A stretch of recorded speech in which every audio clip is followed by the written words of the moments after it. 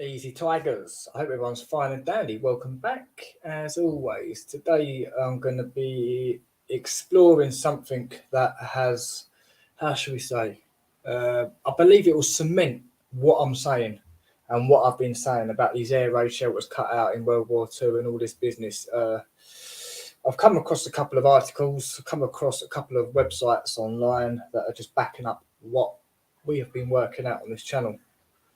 So we're going to let it build up a little bit. I know I was meant to do this at 8 p.m. GMT, but so I just don't trust the Wi-Fi connection. So I might as well do it while it's good now, because for some reason in the evening the Wi-Fi is not as good as it is during the day. Don't know why. We don't know why, but we'll get involved. Big up the people that have said hello already. I know you're probably not here now, but big up Denise, big up Small Town Girl, and big up Hippie Shake. It's the usual suspects as always. 21 people just joined. Big up peoples. So we're going to be going deep diving into a couple of articles, and yes, Small Town, big up girl, and Spookies, big up brother, maximum respect.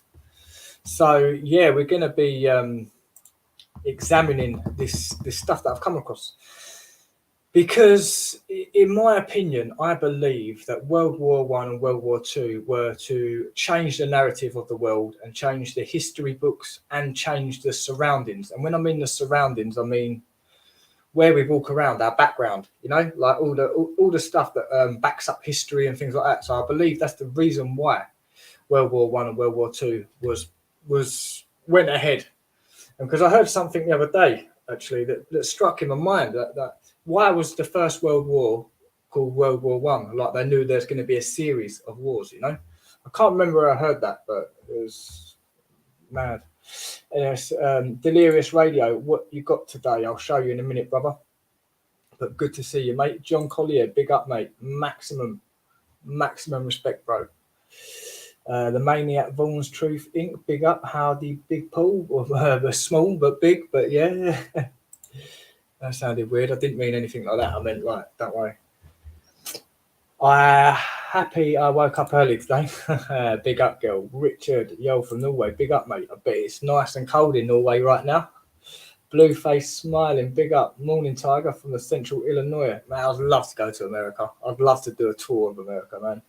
It's not something I'd have to do it over like a couple of months. I can't just go to one area for a couple of days and then move to the next. I've literally got to stay in areas for at least a week, There's so many places. I need to go to California. I need to go to Florida. LA. Like I need to go and bum some weed out in Cali. There's loads of stuff I need to do. I think all the wars are planned also, Paul. Big monies. Yes. Obviously, I think the main criteria of the wars was to change the narrative. But as an umbrella underneath that, there'd be loads of companies that were set up that probably broke down metal to sell, to make other... Loads of little companies would have set up shop, basically. And I believe all the politicians would have been the people behind these set up shop companies to profit in wars, just like now, just like they did with the vaccine and all that. Like all these companies set up that started selling masks, hand sanitizer, all that stuff. The people behind that are high up. So they were just cleaning up on a pandemic that was just a load of crap. But I'm not going to talk about that. Big up. Let's have a look. Tina Bean, welcome. Big up. I was just mentioning Florida. Big up, girl. Cherie, big up. Maximum respect, Cherie. One love. Crosshatch, big up. Easy, brother. We'd love to have you. My city is definitely not what they say it is. Oh, man, I'd love to go to America, mate. I would. And I'm not... It wouldn't be to tour or anything. I don't believe there's much history over there. It's all like... and I don't mean that offensively. It's all been stamped on and rebuilt on over there, if that makes any sense. I mean, there probably is some nugs, but I don't have the time to be down in the valleys, up in the mountains and things like that. I literally just go to sample culture. I'd like to go to Chicago as well. That's another place I'd like to go to. But I don't know if I'd survive in that sort of area, but I'd love to go there. Spliff Patrolling, bigger. Hippie. Sorry, I skipped a load there. Texas Hills Country, great show. Yeah, another place, Texas, is I'd love to go to. Cherie, hippie, big up, girl. Yes. A, who's A? Big up, mate. A hippie. Have you changed your name? Spidey Man, Spliff. Sustained wars are their favourite, and those corporations are already set up in the nations where they're making money from both sides. Exactly that. Exactly that. So I'm going to crack on basically. So forgive me if I miss anyone. I don't mean to do it. Hi guys from Australia. You're always welcome here. Cheers, mate. I would love to go there. You know. Right, so I'm just going to carry on with this article that I see because in it had loads of goodies. And right, first of all, let me just present. How can I show you this? Hang on a second. Give me a second. Where is it gone? You're taking the mic. Yeah. Or Mike, am I taking the mic? Is that what you meant? Chicago is a war zone, parts of it. Yeah, I'd love to go there, man. I'd love to go to Chicago just to sample it. Like I always, I've got to go to, I'd love to go to the hoods as well. I'd love to. Melbourne, big up Dennis McManus. Right, let me, there's a certain image I need to get up while I start doing this because it's very important. Importante. I've just got to find the mofo.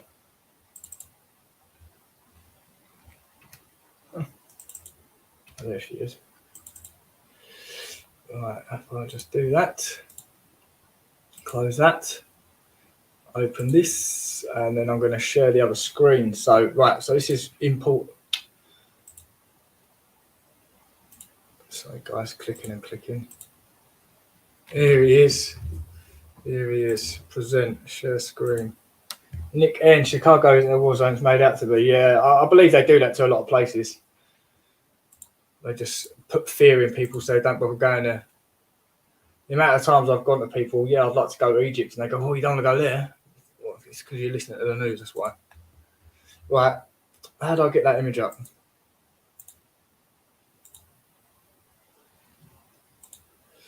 Sorry about all the clicking.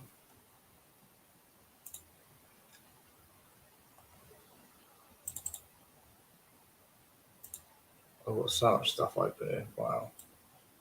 Let's get rid of some of it.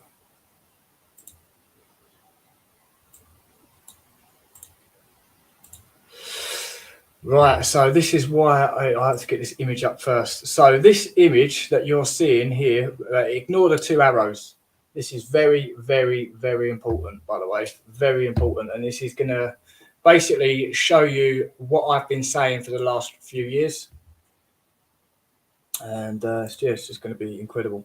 So this part of Malta is a certain section. It's not all of it. It's probably about, I don't know, about 7%, 10% of Malta, like just this area here. So this is Valletta, Floriana, Manuel Island, the Three Cities, and Kalkara. And if you take note, you can see that they're all absolute frequency patterns, the whole lot of it, right? The whole shebang. Now, just remember that because that's very important because I'm going to start reading stuff now and then I'm going to come back to this image. So let me get this up. So where are we? Big up, Colin, mate. Maximum respect. Pretty arrows. Yeah, they're all right, aren't they? Did anyone see Oppenheimer movie? No, how was it? No, I didn't. Awesome to catch live. Big up. Yeah. Right, so. Underground. Where's it gone? Oh, not all this again.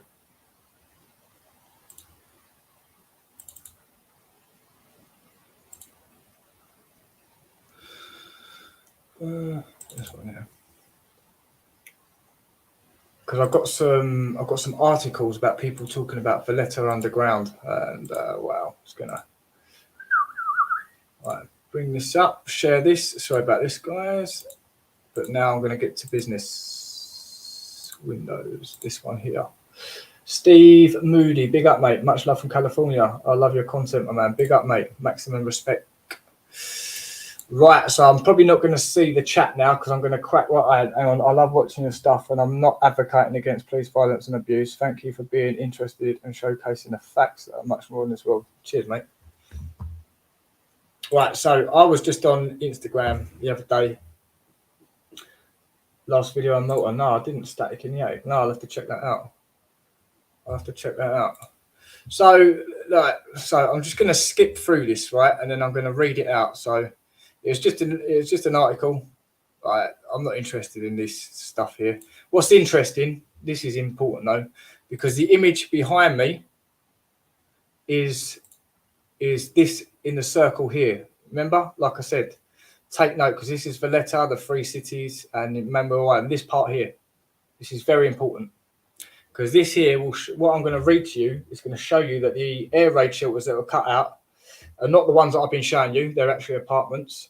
And it's also going to show you that the only area targeted specifically, not the only area targeted specifically, but that 99% of the area targeted was this in the circle. And it was the Starfall part. It was just this part here. And I'm going to read it out to you anyway. Mr. C, big up. Have you lead for us interesting influence? Right, I'm going to carry on. So I've just got to fast forward this. We're not interested in the images, but here, right. So, few skies high. In honor of Christopher Nolan's nuclear thriller, I'm not interested about that, blah, blah, blah. Right. Amid a chilling nuclear arms race, Cold War, local documents, blah, blah, blah. A 1 megaton bomb with right. Hang on. Just get to this. Oh. A 1 megaton bomb prior to preparation was estimated to have Malta's population leaving, blah, blah, blah. A proposed evacuation scheme. Now, this is one of the things that caught my attention. A proposed evacuation scheme.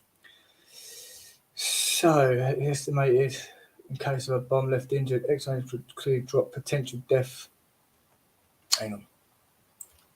Right, this is it. Malta was divided into, where's it gone? Let me just get this out. Right, Malta was divided into 9 zones and the impact shelter requirements were modelled. Now, zone 1 is the zone that's on the image behind me, right? So that is Valletta, Floriana, the 3 cities, which is Cospicua, Sanglia and Victoriosa and Calcara, would be the worst hit of the persons there would die, would be 90% would be seriously injured. This was the scenario without any evacuation program. So this is what's interesting about this, right? This whole area behind me, I need to stop sharing that now, stop sharing and get that image up. So that image behind me, how do I do it? So the image behind me, give me a second.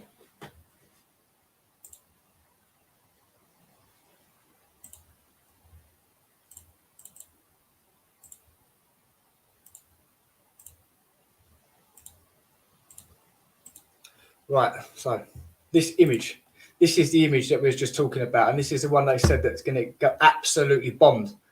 So, and it is 1 megaton worth of bomb. So again, it was this area specifically targeted, okay? And look at it, look at this area. Nowhere else in Malta is like this.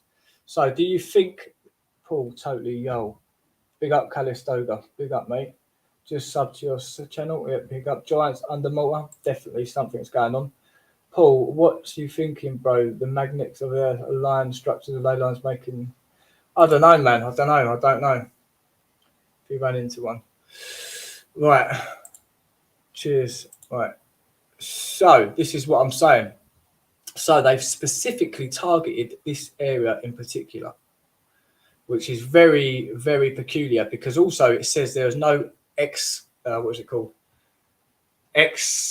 evacuation scheme in place. Yet all the air raid shelters are in all this stuff here, but they're not actually air raid shelters. They're apartments inside the geopolymer complex, which is peculiar because that's a complete contradiction, absolute contradiction. Like they said, they cut out all these. Like if you go around the outskirts of every single, basically everything in red here, everything that you see in red on these maps is where the apartments are. So around all of the star faults or star cities or frequency patterns, it's full of apartments. Even inside, you've got blocked apartments, like even here. So this is what they were damaging.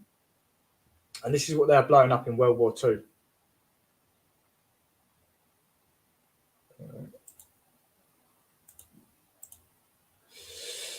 Right.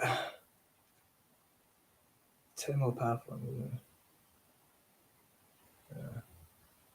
So, I now want to present this. Sorry about that. Right. Present. Underground life during World War II. So, underground life during the war, Malta air raid shelters. Another thing about the air raid shelters, this is an air raid shelter. Okay, what I've been going in and showing you is straight up apartments, with services going to them, multiple rooms, corridors, hallways, doors, all sorts of stuff. These ones that were cut out in World War II, they were strictly just cubicles. That's all they were. That's all they were, cubicles. And this is what they say here. And again, if you ask my opinion, this is directly underneath the high street in Valletta, outside the court. I know that because I've been there. I've been in it on a tour. So what's funny about that is this actually seems like a prison underneath here, because when you walk through there, it's like you're walking down a prison wing, and then you've got those of these little rooms coming off every couple of meters. So that's what they're claiming was dug out in World War II. So this was a typical scene at the height of the siege of Malta during World War II. Fear and hope mixed with noise and dust, discomfort and disease, and above all, darkness down the underground shelters. As enemies' bombs rained relentlessly overhead, destroying lives and flattening the island, over 70 years have passed since then. But for those who lived through those days of untold horror, the memories never fade. The network of air raid shelters that were hewn out of the rock remain today as a testament to Malta's resilience and fighting spirit. Some are open to the public, not just as a quirky tourist attraction, but also to educate the post-war generation who grew up in an era of peace about the legacy of World War II. Now, that last sentence is just to keep the BS subliminal programming alive and to strengthen up their history. That's all it is. That's why when you go to roundabouts in certain areas, you've got pictures, or even in most areas, like you've got pictures of World War II, and you've got World War II memorials that were all the names that have died. And that it's called micromanagement, subliminal compartment, and that's what you're doing with these thoughts. It's mental. But like I said before, they dug a few air raid shelters out, and then all of the air raid shelters got tarnished with being cut out for World War II. But in the previous article, and in the article that I'm showing now, it's going to show you that the only ones that were cut out in World War II were just the straight up cubicles, not the ones that had apartments and services running to and from them, not the ones with wells inside them either. And another thing is, this is another thing. I've got two articles to show you. One of the articles tells you that the limestone they was trying to cut into was too hard and they couldn't cut into it, which is the Valletta geopolymer. But I'll get all to that in a minute anyway. At the start of the war, I'll make sure I'm sharing this, yeah? Right. Where have we gone? At the start of the war, there were very few shelters. And do you know what? That's contradicting itself, because when you go on this tour underground, right? When you go on this tour of underground Valletta, the tour guide, and I know it's the same tour guide that does the tours all the time. It's the same guy. Because I've seen him multiple times getting ready to take like groups down there. It's just the same guy all the time. He actually says, right, what does it say here? That the air raid shelters were cut out before World War II because they had a whisper that a war was going to start. That's what he tells you. So again, it just backs up what we're saying. That was already there, but they dug them out just before World War II. Advised to seek refuge in basements. Right, this is it. Look, at the start of World War II, there were very few shelters, and people were advised to seek refuge in basements. So if you've got a basement, why are you going to then come out of your house and run in the open air, like high risk, to go and hide somewhere else? It just don't make sense. You know, under the stairs or even beneath sturdy tables cushioned with layers of mattresses. Imagine living in them days. It'd be so like the programming must have been horrendous.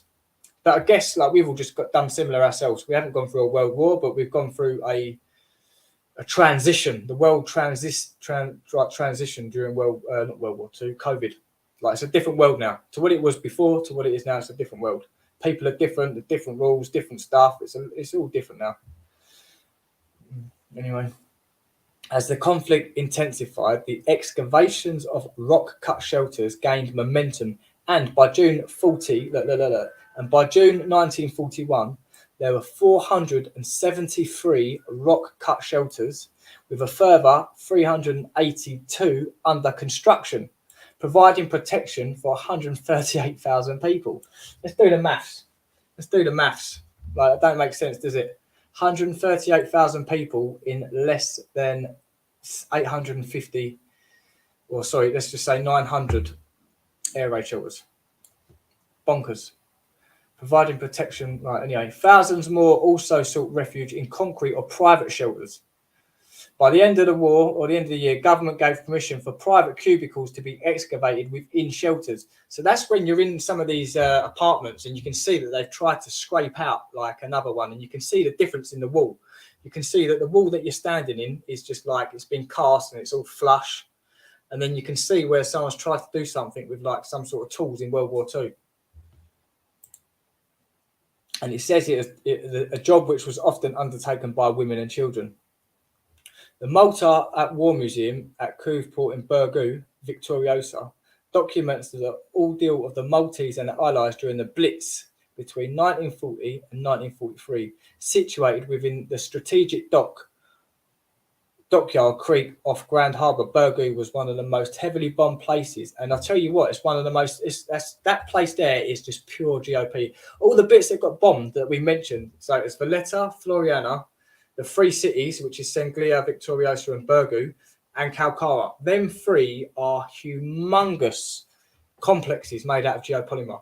And how ironic is it? Like them places were dubbed like Group 1, and they apparently, like, it says that there was no air raid shelters there, no what do I keep saying? Excavation, no evacuation scheme there. You know. There's just so many contradictions in all of this. It's unbelievable. Like, and imagine if you actually believed this stuff. So you'd read one article, and then another article would be completely different. And you go and read another one, it'd be completely different. And you'd never find an article that says the same stuff. Anyway, visitors today are offered the luxury of wearing protective hairnets and hard hats before descending into the shelters.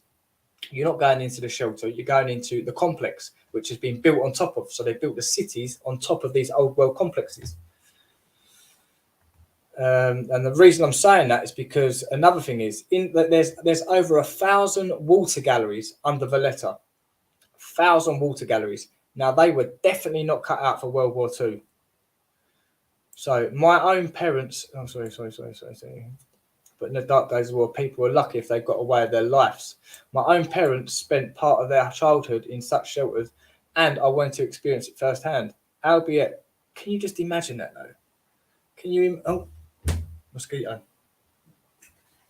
Can you imagine that? Like, you're tuning into the radio, and then boom, like, a siren comes on, and you got to go and stop what you're doing, finish your food or whatever, and then got to go and hide in a shelter or something. You know, it's bonkers, isn't it? Really, it really is. Like, and I guarantee you, there was a percentage of people going, "Nah, this is BS. This is crap. This is a lie." You know, and yeah, I bet them people ended up in some sort of, I don't know, mental home or something. Anyway, to say it a sobering experience would be put mildly, as the sounds of people reciting the rosy echoed in the corridors of the Rabbit Warren network.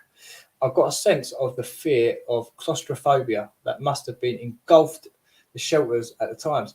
Efforts were made to retain a sense of order and decorum amidst the chaos of war. Shelter supervisors and air raid wardens were employed to oversee the day-to-day running of the shelters. And obviously they're there to not let people go off track. Because when you're inside these places, I've been in a few of them, like, you can just go down one corridor and it leads into a completely different area. And I believe a lot of the stuff in World War II was getting blocked up there. So they had literally separate the air raid shelters with the stuff that they're going to block up. So they had to have these people in place. They have to have these wardens in place, and everything gets sold for your safety. They're there to look after stuff and make sure you're all right. Government workmen were paid to clean the shelters, and the private cubicle was set aside to be used as a makeshift maternity ward for women to give birth in privacy. Notices were printed on all the walls reminding shelters not to spit, shelters commit nuisance or smoke, but diseases such as scabies and dysentery and tuberculosis were rife. This is interesting. Electricity was still a novelty. How was it still a novelty when it's been out for 50 years in the narrative at that point? In fact, they had electric cars in 1832. So it's like, how is electric a novelty when it's been 100 years since they've had electric, according to the narrative? Anyway, electricity was still a novelty in the early 1940s. And Malta's, one of the only power stations in Floriana, was repeatedly bombed. And again, this is in the geopolymer. This power station is in the geopolymer. And again, from there, all the services run around underneath Valletta and Floriana, feeding everything above. Some shelters were provided with free electricity, but wiring and fixtures were installed voluntarily by the shelterers themselves. Other shelters were simply lit by crude homemade oil lamps. So when you go on a tour of Valletta, you look at this stuff, but you walk down there so quick and you have to follow the guide that you don't actually get a chance to stop and look at anything. It's disappointing. It really is. It really is disappointing. Those enterprising few who managed to excavate their own private cubicles. See what I mean? Private. They're just cubicles. The ones that got dug out in World War II are cubicles. And look at the rough neck of the work, that how they did it. Look at it. It's not what we see. It's not what we see in the places that I go and explore. It's definitely not that. I've never been in anything like this. Never. I've seen them when I went on this tour, but I've never been in anything like that. Right, to those that were managed private would furnish it with some personal belongings and home comforts, but the majority had only a bench to sit on, or perhaps a primitive bed bunk or bunk bed. As long as they brought their own bedding, some clearly went to great lengths to ensure their stay in the shelter was as comfortable, as civilized as possible, going as far as laying down tiles in the cubicles, which we see quite a lot. Ancient, like when you walk through that, like basically this room here is off of this corridor, right? So you'll go along this corridor here, and every few meters you'll see one of these rooms, and that's what I mean. It reminds me of a prison, that part, this actual part here. And again, the geological stamp of this, where this is positioned, is directly underneath the court in Malta, in Valletta. So again, ancient catacombs dating back to pre-Roman eras were also used as air raid shelters. And Wingna Court Museum in Rabat includes a complex of shelters. We've been in these complexes, by the way, and these are not catacombs. Don't forget, we found wells inside these. We found front rooms, we found tables, we found like upstairs, downstairs, we found holes for cables and pipes, all sorts of stuff. There's no way were they catacombs, but that's not what it's about. 2 main corridors and about 50 rooms with a network of Pumic, Roman, and Hypogea. Anyway, many inhabitants of the harbour cities were evacuated to rural areas away from the main enemy action. So they basically took them away from Valletta, Floriana, and all that lot. Even though they say they dug all them air raid shelters out for the people of Valletta and Floriana, it says here that they took all the people away from the bits that were getting damaged the most. So they took them away from Floriana and Valletta and put them in places like Rabat and Melilla, which places that were not getting abused, basically. So there's just so many contradictions when it comes to these air raid shelters, and when they were made and when they're done, when they were used and who was using them, and all this business. There's just so many contradictions. Melilla still bears witness to World War II. Of the 46 air raid shelters in the town, 2 located near the parish church are open to the public. They feature a small exhibition of tools used to dig the shelters. It's all programming. So people will go there, they'll look around, they'll see the scratch marks where the render was on the wall, and then they'll see these like old world tools, not old world, but like a little pickaxe or a hammer, and then they'll just put 2 and 2 together, and it's job done. Job done. They now think that it's been cut out by hand tools. They feature a small exhibition of tools, dig shelters, as well as gas masks and ammunition. The letter, meanwhile, has a veritable underground city of tunnels and disused wells running beneath the buildings. Again, like you've got all these wells and water systems, and anyway, were used as air raid shelters. Part of the network can be accessed via the garden of Casa Rocca Piccola, which is owned by a Maltese noble family. Obviously, these guys are going to own that sort of stuff, that have access to this stuff, and it wouldn't surprise me if they're conveying people in and out of there. So yeah, but look, this is quite important. Valletta, meanwhile, has a veritable underground city of tunnels and disused wells running beneath the buildings.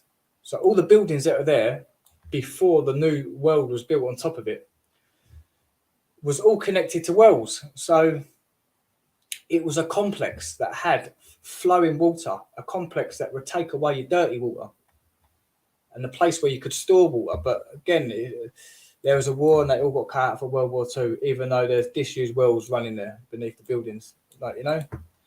Anyway, what people are saying, a former journalist, travel PR, Adrienne divides her time between her adopted home, Switzerland, enjoy local tourists who rediscover the haunts. Yeah, shame. She should look at this channel and she'll learn a lot. I mean, look at this in here. Like this definitely, like, it looks like there's mold on the wall and all sorts of stuff. Bonkers, isn't it? Let's see what's going on. Small, very small. So if I miss, Spider-Man, big up, brother, big up, mate. Mr. C, big up, geezer, maximum respect. Sorry, when I was reading it, I can't see the, pardon me, I can't see what's going on. I'm on both Paul's channels. Great question. How small of a town are you? From small town girl. Tricked you, didn't I? I actually tricked myself because channel 2 is where I've got the notification. Yes, it's over there. Video quality is off. Video quality? What do you mean, mate? You're welcome, Paul. You're welcome. Right, so get back to it. The next one. So this is another article that I want to show you. Right.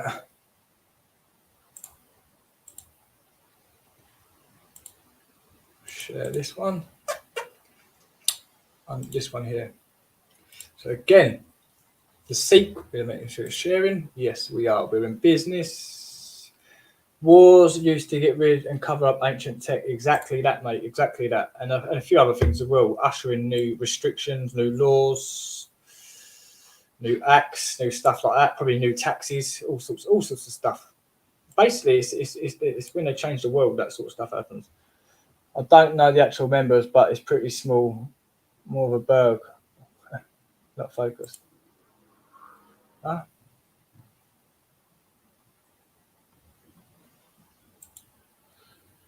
I don't know, mate. Sorry about that. Sorry, geezer. Easy, mate. O'Shea Unslaved. Big up, mate. I'm still curious about the lowest part of Malta. What is it built on? Could it possibly be an entrance to the underworld? Do you mean the sorry, mate, where have you gone? Do you mean the I can't remember what you call it now. There's a massive sinkhole in Malta, isn't there? Is that what you're on about? The longer I live, the more lies I see.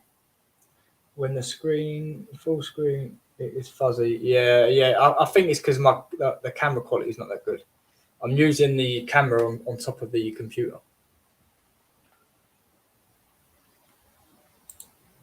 Yeah, big up. Right, so I'm going to get on with this article now and show you what to go on. So, right, and I mean, look at this. This is another part of Valletta underground. I want to see what people are saying. Look at this. So you can see that this has been constructed. I mean, this is block work on the floor, clearly. This is a block. I mean, this looks like something out of a hospital, like you're going to get a scan done or something. That's what that reminds me of. But look, straight up blockwork, limestone. I mean, was all this done for World War II? Come on, guys. I mean, look at this. Like, I think I've been in this one. I've been in this myself. I think I've done a video inside this, and it got blocked up. This was quite interesting because is this render on the wall that's fallen down? Considering these are meant to be cut out for World War II, it's very interesting. Anyway, let's read what it is saying. Edward Said is an architect who is fascinated with the subterranean Valletta, encouraging visitors' captivation with who or what lay beneath the 451-year-old city. It's frustrating because there's no definitive book or study on Valletta. I think that's where I might come in. The architectural growth, which spans from, let me read that again. It's frustrating because there's no definitive book or study on Valletta's architectural growth, which spans from 1565 to date. Exploring underneath the city helps us put the pieces together. This is architect Edward Said speaking of his continual exploration of subterranean Valletta. The young architect completed his ungraded thesis and went to publish a book on the subject in 2013. I'm going to have to read this book now. Following the success of the publications and his fascination with the subject, Edward established NGO Valletta Underground with Andrea Caccia and Noel Azzopardi. People expect to hear about secret meeting chambers and dark initiation ceremonies, but at this stage, I'm talking more about sewers, the Knights of... Yeah, see what I mean? These complexes had all this stuff incorporated into it. But anyway, where was I at? But at this stage, I'm talking more about sewers. The Knights of St. John built the shelters. See, the Knights of John and the shelters were quickly carved out during World War II. I have to be careful not to sensationalize my findings. But there is actually a lot of fascinating things which took place down there. So let's have a look. Apart from approaching the National I might contact these guys, you know. Apart from approaching the National Telegraph Telephony Company to gain permission to explore Sub-Valletta, the young architect also knocked on a lot of doors and asked scores of individuals if he could take a peek beneath their properties. I'm going to do this in Rabat. Rabat is another complex that's been buried, and the whole city or the whole town has been built directly on top of it. So you've got the stone at the top of the complex, and then they've just started laying blocks on top. So everyone in that area has access to an underground space. And there's a rule there that when you buy a house there, that if someone knocks on your door, you have to, by law, show them the underground space. That's the law. So I might do that as an episode. I might just start knocking on people's doors in Rabat, asking if I can go down and look at their underground. Let me see if that's a little thing. Hello, everyone. Big up, mate. Big up.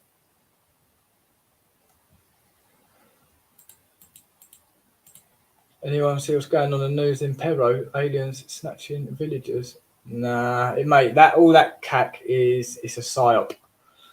They've been ramping it up and they've been getting people juiced up for this for the last few months.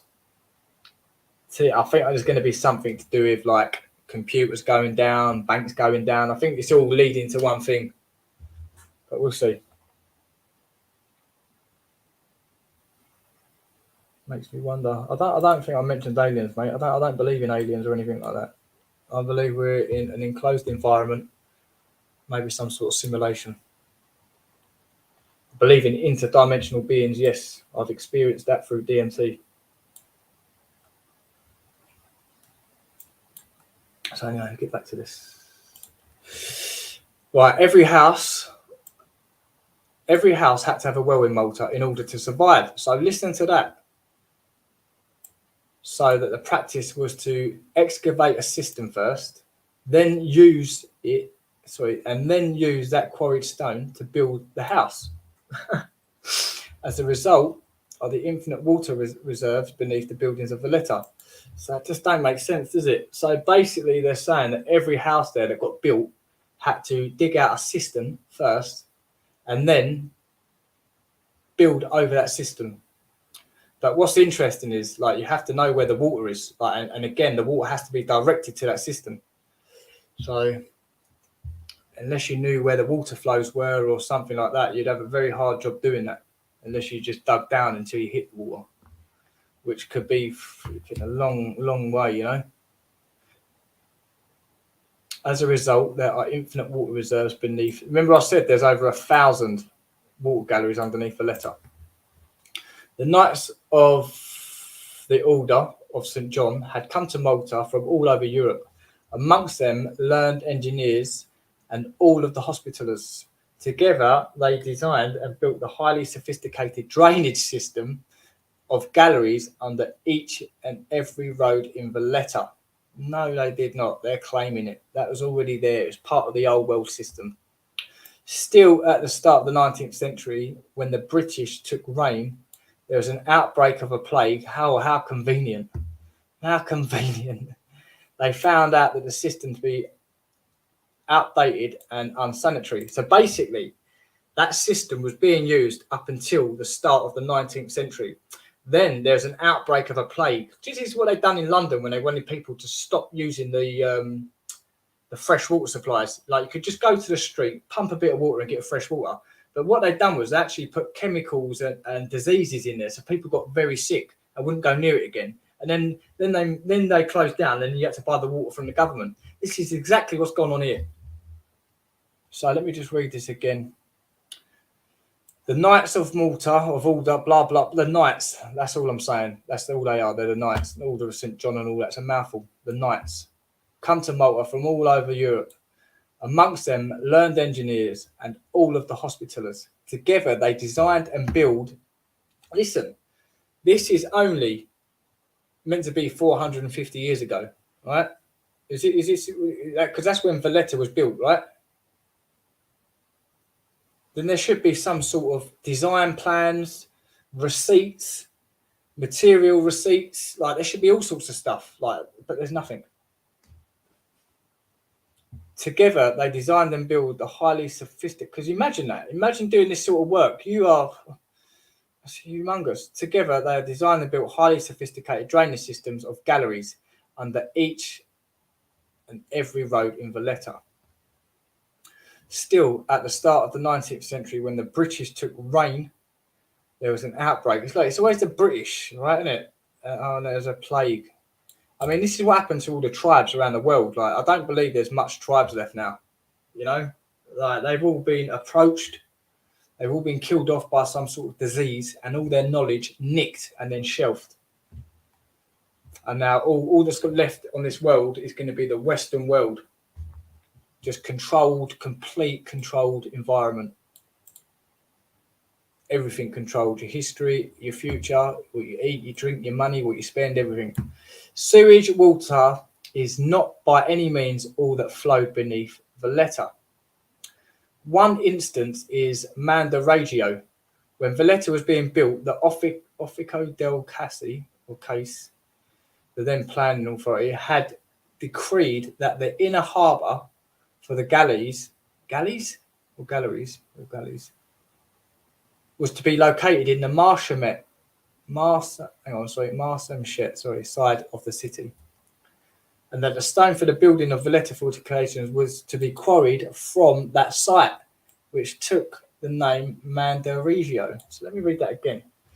One instance, when Valletta was being built, they had decreed the inner harbour. So basically, they're saying when they cut out the harbour, they used that stone to build the fortifications. Right, that's interesting. Because now that gives us a date to the blockwork on top of the geopolymer. That's very interesting. So, with that being said, so if, say, 451 years ago, when they cut out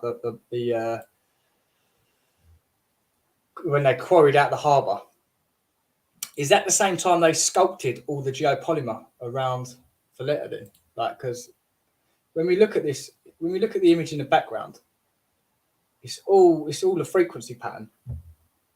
So is that when they decided to sculpt all of Valletta into a frequency pattern? Because I believe it is done a heck of a long time ago.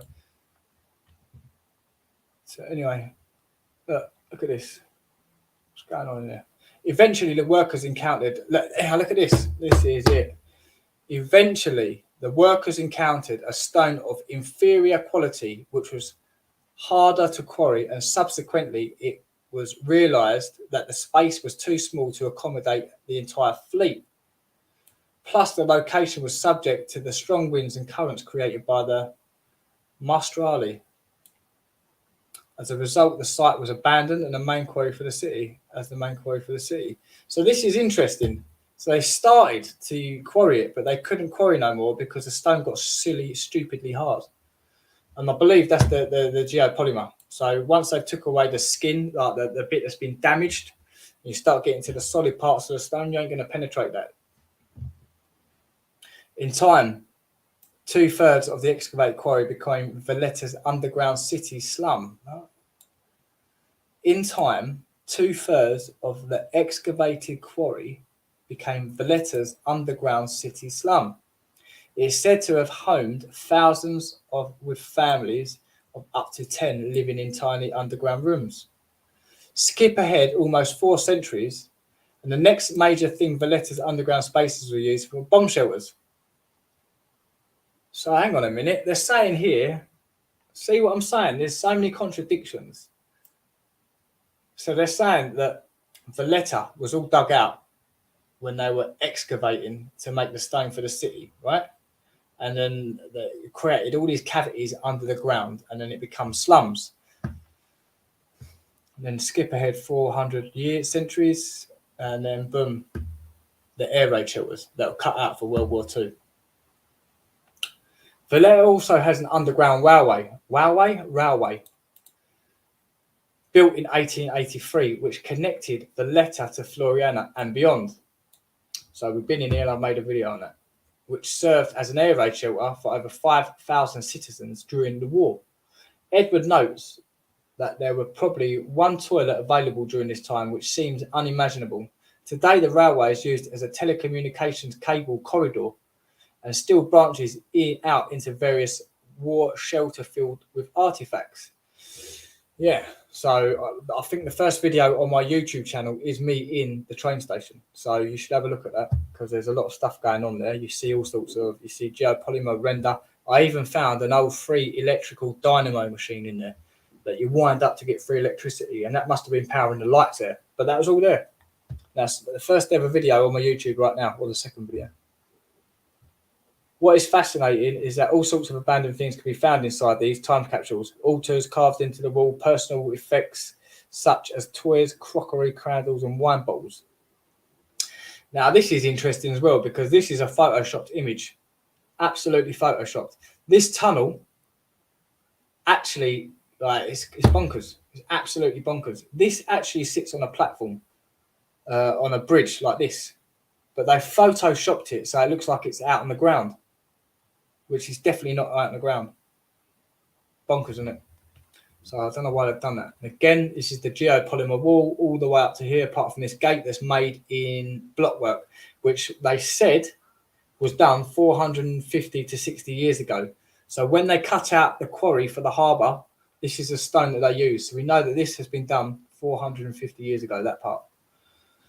You can see down here that these were original in geopolymer, but it's broken down and it's been rebuilt. Boom. So this bit's all not modern, but more recent. But this is a big problem here. This is an absolute problem. This actually, if you go there now, you can see that this comes out on the bridge. But this image is showing you that it's on the floor. So big problems. The subject of Valletta's underworld is a vast and stories profuse. Certainly, it is something to think about your next in Valletta. What lies right beneath your feet when walking up on the city's curious streets. Experience it for yourself. We'll be organising a second in Valletta 451 years. Yeah, there we go. What do you guys think of that then? What's going on in there? Let me see what people say. Hello, Knife Man. Big up, mate. Seasons wind, hippie, Spidey. Yes. plant veggies everywhere on the streets, corners, and boulevards to which would make sense. Yeah. You can hang window planters and grow almost anything. Yeah, it's interesting, isn't it? It's really interesting stuff. I think that could have been a bridge. Let's have a look. Back to that image. I don't think this is a bridge because I'll tell you why. I've examined this picture before. This is a bush and it's over the floor and then it's over the pavement. So it's not depicting a bridge. So it's over a flat surface. And again, like I know this area, like I'm here every day. This image here, I see probably not that image, but this like where it's positioned, I see this every day. And this comes out on a bridge. But there is no bridge here because this shows you this plantation is going over the floor and over this here at the same time. So this is a photoshopped image, or it's been altered. It's just been altered. Something's happened to it. And this is coming out of Valletta, going to Floriana on this side. I find it all fascinating. I remember the Dynamo video. Yeah, that Dynamo video is, I think, like it's the second video on YouTube. Strawman, big up, mate. I think it could have been a bridge. You're welcome. Let me see if I can.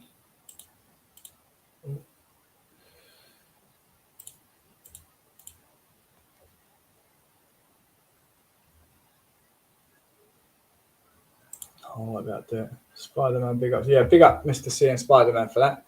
So I'm going to love you guys and leave you because I just wanted to present you that and I wanted to show you that there's so many contradictions with these air raid shelters. So there's government bodies that said they were done before. If you go on the tour, they said they were done before. If you go and do your own research, you come across all sorts of stories. Like these complexes had waste systems, wells, sewage, fresh water, storage, all that incorporated into it. But again, I can just present it. You make your own mind up. I'm thinking about collating, putting all my evidence together and doing a very good presentation on this. And I might even contact any Malta to see if I can go in the tunnels. We'll have a look. But anyway, I'm going to love you guys and leave you. I'll be here tomorrow around 5 o'clock because I'm going to be going out shooting some nugs very soon. And I'll be showing you tomorrow. So make sure to like, subscribe, comment, share. It doesn't cost you a thing to share. And last month, I actually got a few shares. So big up for the people that did share. It tells me who does. Thanks, Paul. Take it easy. Nice one. Robert Lawson, big up, mate. Spookies. Yeah, guys, if you could like it and share it, I'd very appreciate it so much. Making hydroponic water towers on YouTube. Interesting. Thanks, Paul Cook. Another interesting video. So much to do. So many questions. Think again. Have a great day, everyone. Big up. Nice one, Tigers. Maximum respect. Ta-da.